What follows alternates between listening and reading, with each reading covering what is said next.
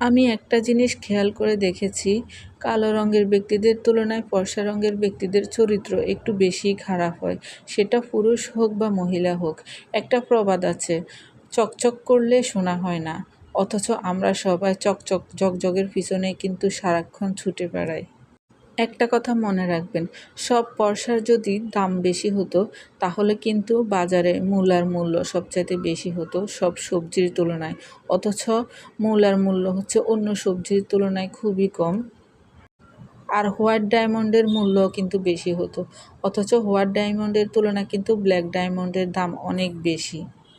তাই আমাদের উচিত সবসময় সঠিকটা যাচাই বাছাই করে আসল অরিজিনাল খাঁটি যেটা সেটাই আমাদেরকে খুঁজে বের করা।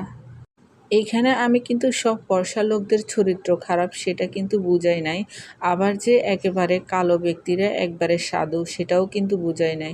আসলে আমি তুলনামূলকভাবে বেশি সাদা রঙের বা ফর্সা রঙের ব্যক্তিদের চরিত্রটাই তুলে ধরলাম।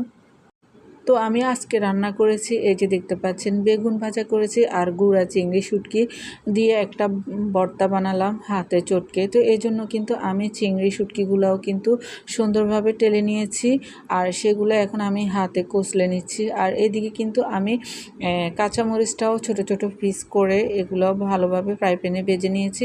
এখন এগুলা ঢেলে নিব, হয়ে গিয়েছে। এই যে দেখতে পাচ্ছেন এখন আমি নামিয়ে ফেলবো।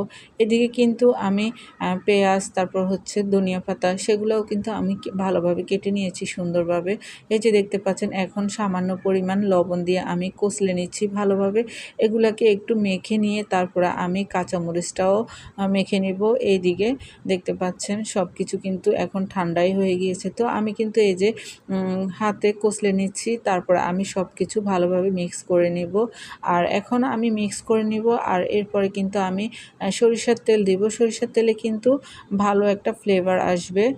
তো এই যে দেখতে পাচ্ছেন সরিষার তেলটাও আমি অবশেষে দিয়ে দিলাম আর এখন সুন্দরভাবে মিক্স করে নিচ্ছি। তো আজকে হচ্ছে বেগুন ভাজা হচ্ছে, তারপরে চিংড়ি শুটকির ভর্তা আর হচ্ছে গতকালকের একটা তরকারি। তো আজকের রেসিপিটা কেমন হলো সবাই অবশ্যই কমেন্ট করে জানাবেন। খোদা হাফেজ।